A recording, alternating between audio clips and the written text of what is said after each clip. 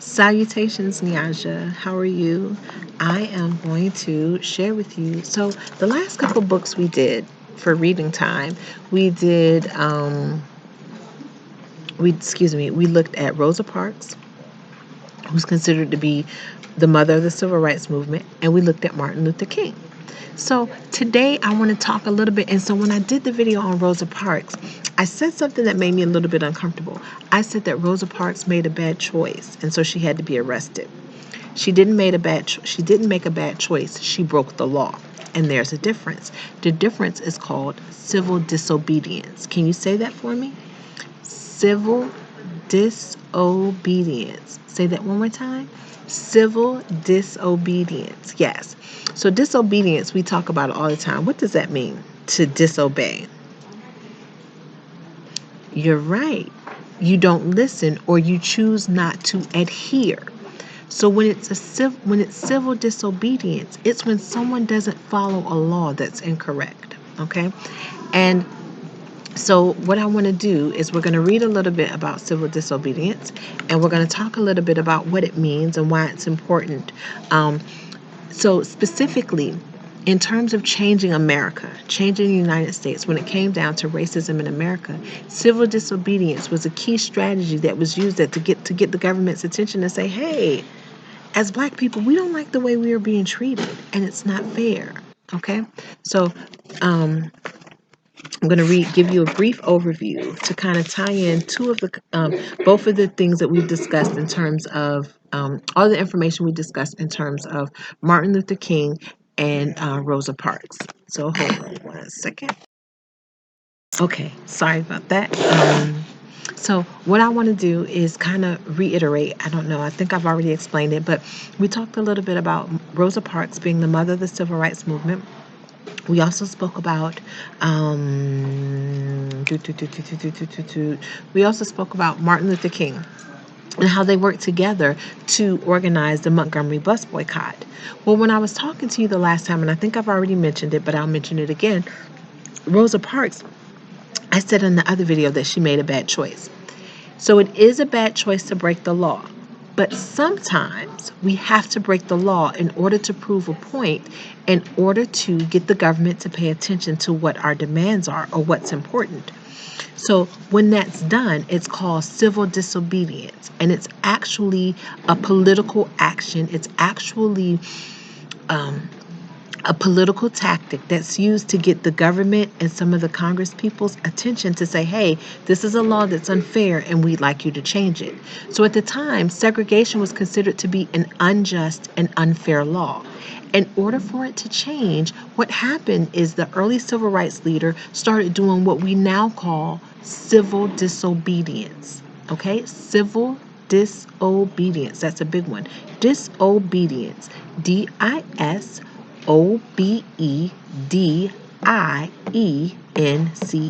Civil disobedience. So it's really important to think about it. So now, what we're going to do is we are going to take a look at it, and I'm going to read to you some of the early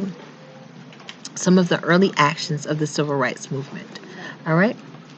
On January 1st, 1863, during the U.S. Civil War, President Abraham Lincoln issued the Emancipation Proclamation. It declared that all slaves in those states supporting the Confederacy was now free. What is the Confederacy? Well, so first let's go back. The Emancipation Proclamation, in the early parts of the establishment of the United States, they used slave labor, meaning they took other human beings, particularly Africans, from the continent of Africa, brought them here to the United States, and forced them to be slaves. They forced them to work. They didn't really pay them, and they didn't treat them very kindly. They didn't value the lives of the people who were working for them. And not only did they not value them, they didn't respect them as human beings. That's what slavery was all about. It was really unfair. So there was a president. In February, you're going to be celebrating President's Day. So there was a President Abraham Lincoln, who signed a bill that made it illegal for people to be slaves, and that was called the Emancipation Proclamation. And that was after a major war called the Civil War here in the United States. So it declared that all slaves in those states supporting the Confederacy was now free. So the Confederacy was a region of southern states that kind of worked together to say, hey, we want there to be slavery, because guess what? That's how we make our money. If we're not able to have slaves, we don't have anyone to work our land, and we won't make money. So for that reason, they fought for it, and they fought against the northern states that said it wasn't fair. Remember we read The Great Migration by Jacob Lawrence, and how some of the slaves in the South began to cross the borders into the North because they wanted to, well, not the slaves, some of the recently freed slave would cross the border into the northern regions of the United States to find jobs in factories and workers, in factories and whatnot. So that was called industry, the Industrial Revolution. So the Industrial Revolution replaced the need for there to be slaves, because machines could do the work that the slaves were being brutalized and brutally forced to do. So I know those were some big words, but yeah, so it was really unfair, and people weren't being treated fairly, and so we needed to end it. All right, so by May 1865, all enslaved African Americans in the United States had become free. The Civil War may have ended slavery in the United States, but African Americans' struggle for freedom and equality was just beginning. At first, during the 10 years of Reconstruction following the Civil War, black men were allowed to vote and hold public office. But when the federal government pulled its troops out of the South in 1877, white Southerners began to reestablish white supremacy. Now, what is white supremacy? It's a really, really ugly word. It's not all white people, and it's not all over the world. Well, they can be all over the world, but it's a small group of people who believe that they are better than anyone else just because their skin is white. And we know what? My black is beautiful. Because you got what? Black girl magic. Exactly. And so we know that our skin actually makes us beautiful. It doesn't make anyone, and for us to be beautiful, no one else has to be inferior. So it's not a superior, inferior choice, right? Everybody is beautiful because everybody is what? A human being. And we're all human beings made by who? Our Creator, God. Right? So everybody is special and everybody is important. So it's not fair for us to say, okay, well, my skin is black, so I'm better, or your skin is white, so you're better. Nobody's better than anyone else. You're not better than anyone else. No one else is better than you. You are absolutely beautiful and exquisite because you're made in the image of God. Period, point blank. Okay, so let's look at this. At first, during the 10 years of Reconstruction following the Civil War, oh, I already read that. Okay. They had been angered by seeing blacks taking part in politics and holding public office. They were not ready to accept African Americans as equals. Between 1865 and 1866, Southern states passed laws known as Black Codes to restrict the freedoms of African Americans. Blacks could not own property, could not travel freely, and could only work in certain occupations such as farm work or domestic service. And not a single Southern state granted any African American, no matter how educated or wealthy, the right to vote. That's called disenfranchisement. Okay? When you're not allowed to vote, you're disenfranchised, because if you're not allowed to vote, you're not allowed to join the discussion and make decisions about how the country should run or what should happen in our neighborhoods and our communities. Do you think that's fair? No, I don't think it's fair either. Okay? The goal of white Southerners was to bring back the old plantation economy. While no longer slaves, most blacks now worked on the plantations as sharecroppers. Under this arrangement, black farmers were allowed to keep a portion of the crops they raised for the plantation owners, but their share was just enough to continue their labors. African Americans on the plantations lived in extreme poverty. Jim Crow or segregation laws were put in place throughout the South, mandating separate facilities for blacks and whites. This meant that blacks could not use the same schools, restaurants, trains, hotels, or parks as whites. To maintain the system of segregation and white supremacy, some white Southerners turned to violence. In 1866, 6 former Confederate officers formed the Ku Klux Klan.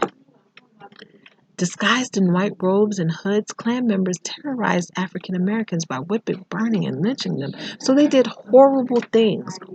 horrible things to make people afraid of them so they wouldn't stand up for themselves. People, particularly black people, so they would be afraid to say, I have a right to fight for freedom. I have a right to be treated equally. I have a right to be treated as a human being.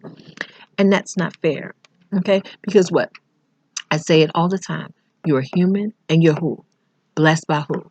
That's right, the Most High God. From where? The crown of your head to the who? Sole of your feet. So that goes for everybody, regardless of their race, regardless of whoever. And so these particular people were still trying to fight to say, no, you're not good enough. And you're not good enough because I say you're not good enough. And that's not fair because we're not defined by people. We're defined by who? Absolutely, we're defined by God. Okay? So African American journalist Ida B. Wells. African American journalist Ida B. Wells, editor of a newspaper, the Memphis Free Speech, became a brave crusader against lynching. In 1895, she wrote The Red Record, a pamphlet that listed the numbers of lynchings over a 3-year period. Wells received death threats from angry Southern whites, and she had to flee Memphis. She settled in Chicago, where she continued to speak out against lynching. According to historian David M. Tucker, in the long struggle against lynching, Ida B. Wells deserves more credit than any other individual for having brought this practice before the eyes of the world, and in so doing, having accelerated the establishment of law and decency in the American South. So Ida B. Wells is fighting to say, not just we should be treated equally, but it's unfair to hurt another human being because you feel that the color of their skin in some way makes them inferior. So it was no longer fair to have black codes. It's no longer fair to hurt or endanger the life of a black person because you feel that they haven't loved you properly, or you feel, excuse me, not that you feel that you haven't loved them properly, but you feel that their skin doesn't entitle them to the same rights that you have. So I don't know if I explained that because I got slightly distracted. What I want to say is what Ida B. Wells fought for is that all black people would be treated humanely, and particularly they would be free from the fear of being lynched or killed or hurt just based by the color of their skin by a group of people who felt it important to keep black people subservient or keep black people below white people because they felt like that was the most appropriate social order. Is anybody better than you? Absolutely not. Are you better than anyone else? Absolutely not. Are there some things that you do well? Yep. Are there some things that other people do well? Yep. But does that make them better than you? Nope. Does that make you better than them? Nope. Because we're all what? Equal in the eyes of God. Okay?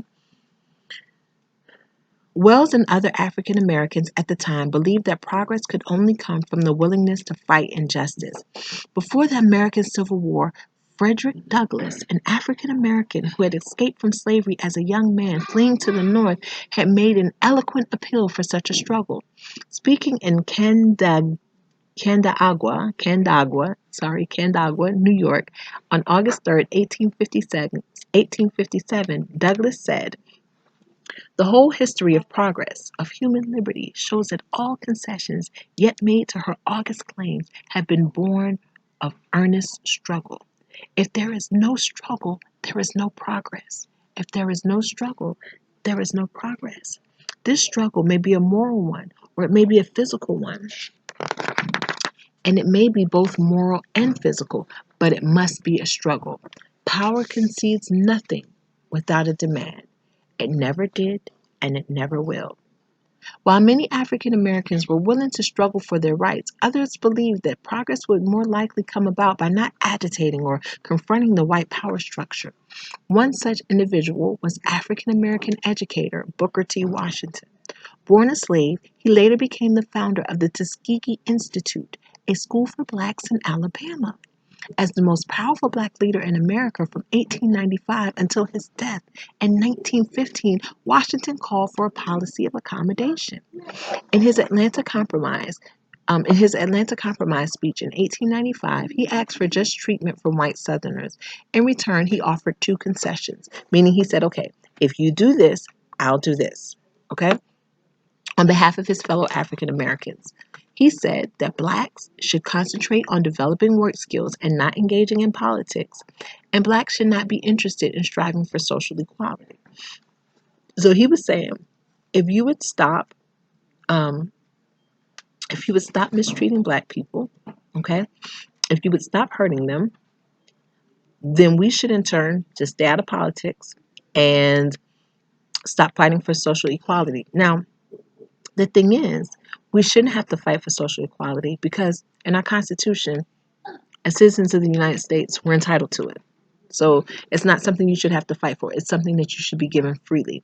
It's the right, the right to life, liberty, and the pursuit of happiness. So it's not something you should have to fight for. So, and in terms of engaging politics, we have the ability to. So a lot of people didn't agree with that. So what happened? Let's see.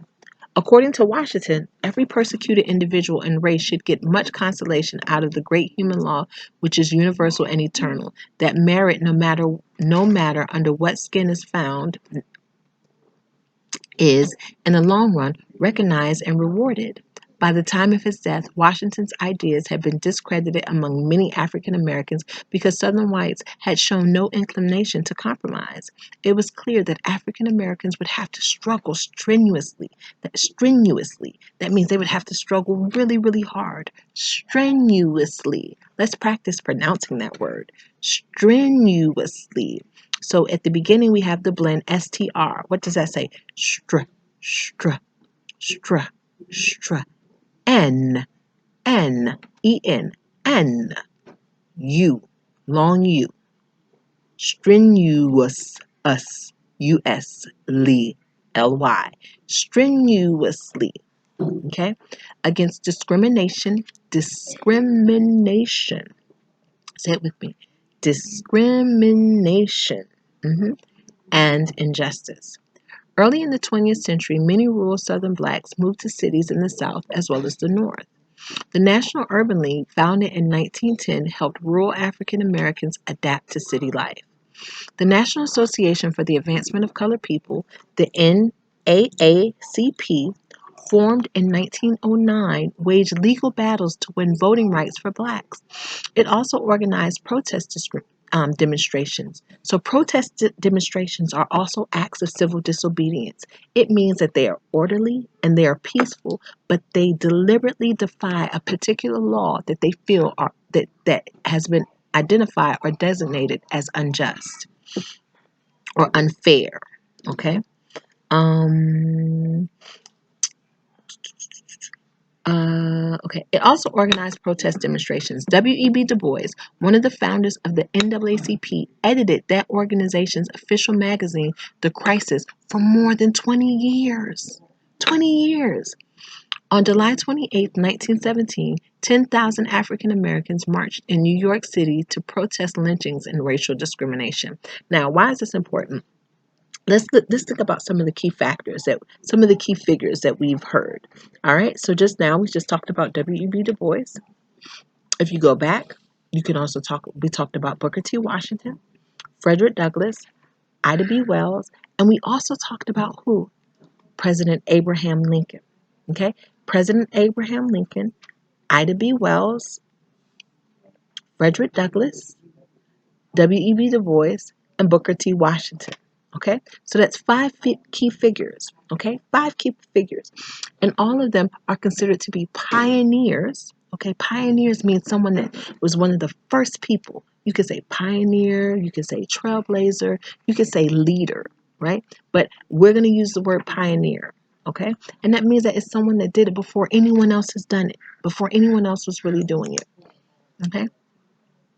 In January of 1941, A. Philip Randolph, the founder and head of the Brotherhood of Sleeping Car Porters, an all-black union, organized the March on Washington movement, MOWM. Who else did a March on Washington? That's right, Dr. Martin Luther King. And what was the name of that speech that he gave? Do you remember? I have a dream. Excellent. I have a dream. That's correct.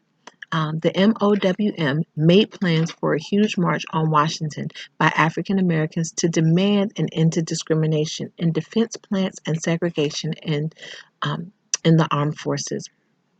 Randolph called off the march when President Franklin Roosevelt issued Executive Order 8802 which called for an end to discrimination in government agencies, job training programs, and by defense contractors. Segregation in the military, however, continued until July 1948 when President Harry Truman ended it with an executive order. Although the African American struggle for civil rights did not begin in the 1950s, the civil rights movement of the 1950s and 1960s brought about the most dramatic progress in the battle for equality and justice. On May 17, 1954, the United States Supreme Court in Brown v. Board of Education of Topeka, Kansas, ruled that separate facilities in education were unequal. Arguing the case before the Supreme Court was Thurgood Marshall, who would become the first African American Supreme Court justice in 1967.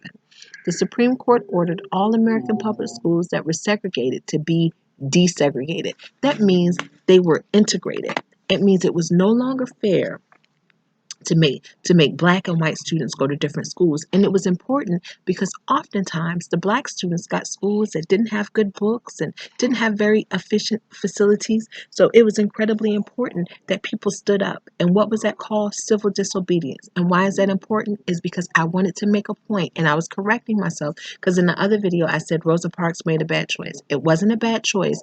That's not why she got arrested. She got arrested because she was participating in an act of civil disobedience. So she did break the law, and ordinarily it's a bad choice to break the law because the laws are there to keep us safe. However, if the law in and of itself challenges our safety and security, we have a right to stand up to the government to make sure that that law is changed. Okay? And so that's called civil disobedience. All right. And so we talked about some of the key players, some of the key figures that helped bring about some of the change that we needed to see through civil disobedience. So President Abraham Lincoln started it because he didn't start civil disobedience, but he started to change the laws of the United States. And he did that with what was called the Emancipation Proclamation, which freed all slaves. Ida B. Wells fought to end lynchings of African Americans in the South. Frederick Douglass also spoke out against slavery, and he said, without struggle, there'll be no progress. Booker T. Washington was an educator that established a school to help black people learn and become educated. But he also said that he didn't feel that blacks should fight for equality.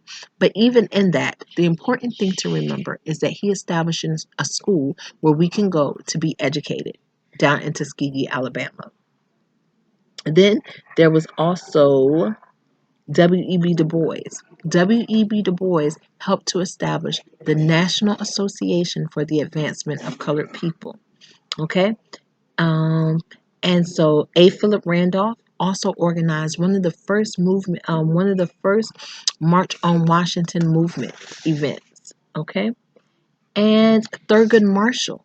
He's very important because he's a lawyer that represented the interests of black people to the Supreme Court to argue that separate is not equal and it's not fair that blacks shouldn't be able to go to school with whites. Okay, so those are some of the key figures. Now, what I'd like you to do is take a moment to go ahead and get a pen and a piece of paper so we can write down and you can respond very quickly to a prompt that I prepared to kind of see how much you remember from what we discussed. Okay, so I'll wait a moment while you go get a pen and paper, or you can pause the video if you need to. Are you ready? All right, good job. So what we're going to do is you're going to write your name and date. So we know that we always put our heading. So you're going to put your name, date, and subject. What subject? We're doing reading, social studies, and writing. Okay? Reading, social studies, and writing. And then I also want you to add the day. Okay? So the day that you're doing it, write it right up here. Do you have it? Fantastic. Fantastic. All right, so now what we're going to do is we're going to do our writing prompt. So what are we doing? We're doing key figures, all right? Civil rights pioneers, all right? Civil rights pioneers. Very good. All right, so here is our prompt, and it's actually a question. Who were some of the pioneers of the early civil rights movement and what were their contributions? So, who were some of the pioneers of the early civil rights movement and what were their contributions? Okay, so let's look at it again. I'm going to say it a bit slower. Who were some of the pioneers of the early civil rights movement and what were their contributions? Okay, who were some of the pioneers of the early civil rights movement and what were their contributions? Okay, because the civil rights movement continues even today. You have all kind of people who are still fighting to be treated with the decency and respect owed to every human being. Okay, so now let's take a look. I highlighted some of the key words because we have to do what? Form our answer in a complete sentence. And since we have to answer in a paragraph, you're going to have to take your time and write out more than one sentence. But we start our paragraph with what? A topic sentence. That's correct. So can you say it again? My first sentence will be the what? Topic sentence. That means you're going to tell me what it is that you're writing about. Okay? So let's see. The key words I highlighted were some of the pioneers of the early civil rights movement were there and contributions. So how can we put that into a topic sentence? Do you want to try on your own? Okay, I'm certain it sounds good. Does it sound anything like this one? There were many pioneers of the early civil rights movement who made important contributions. Okay, that's it. There were many pioneers of the early civil rights movement who made important contributions. I'm going to say it once more. There were many pioneers of the early civil rights movement who made important contributions. Okay? So, do you hear that topic sentence? I know it may not be easy for you to see, but you can pause it as many times as you need in order to write it down, and your dad can help you. Okay? There were many pioneers of the early civil rights movement who made important contributions. Okay? So now we're going to think about, we talked about at least 7 or 8. Okay? But all you have to pick is 3 because you just need 3 supporting details to support your topic sentence. All you need is 3. Okay? So let's see. Our first leader. So our first sentence, we can say what? Exactly. The first leader or one leader was, who do you want to name? Good job. Abraham Lincoln. Abraham Lincoln. And Abraham Lincoln was important because he did what? He signed the Emancipation Proclamation. Very good. So now, let's go to our second one. Another civil rights leader was who? Ida B. Wells. You're right. Ida B. Wells did what? What did she do? She helped to end lynching in the South. Very good. Very, very good. The last civil rights leader I would like to discuss was who? Did you say did you say Thurgood Marshall? Oh, you said W.E.B. Du Bois. Oh, you said Booker T. Washington. Any of those answers would have been correct. If you chose Booker T. Washington, he established a school for African Americans in Tuskegee, Alabama. If you selected W.E.B. Du Bois, he helped to establish the NAACP, which was an organization that fought to end segregation by arguing in front of the Supreme Court. Or if you said, I said Thurgood Marshall, or A. Philip Randolph, who organized one of the first March on Washington movement events. Any of those people would have been correct, and those contributions, the associated contributions, are correct as well. So then, now that you've gotten your paragraph out, now, in conclusion, there were many leaders of the civil rights movement who made important contributions to the freedom of African Americans. Okay, so I'm going to change our topic sentence too. So it should be, there were many pioneers of the early civil rights movement who made important contributions to the freedom of African Americans. Okay.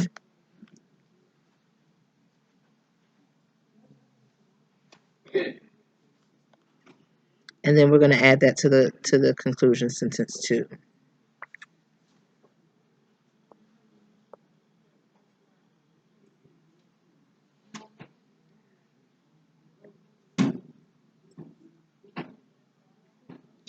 Okay. So, in conclusion, there were many leaders of the civil rights movement who made important contributions to the freedom of African Americans. Okay, so those are some. So we have a topic sentence and a conclusion. So what you did is you started with a topic sentence, right? And we did that. I've already given it to you. There were many pioneers of the early civil rights movement who made important contributions to the freedom of African Americans. Okay, so that was your topic sentence. That highlights it. That lets me know everything you're going to talk about as the reader. Okay, then you want to go into your three supporting details. Okay, one leader was who? Abraham Lincoln, because he did what? He signed the Emancipation Proclamation. Excellent. Another civil rights leader was Ida B. Wells. She stopped lynching in the South. Very good. The third leader, I say it could have been Philip A. Randolph, who organized one of the first March on Washington movement events, which is very important. Or you can also say Thurgood Marshall, who argued in front of the Supreme Court and became the first Supreme Court African American Supreme Court justice. Or you could have said W.E.B. Du Bois, who helped establish the NAACP. Either of those answers would have been correct, okay? And then you're going to end with your conclusion sentence again. In conclusion, there were many leaders of the civil rights movement who made important contributions to the freedom of African Americans. So I hope that was helpful, and I hope that you were able to complete it. I love you tremendously, baby. I love you so much, and I miss you. I love you and I miss you. Peace.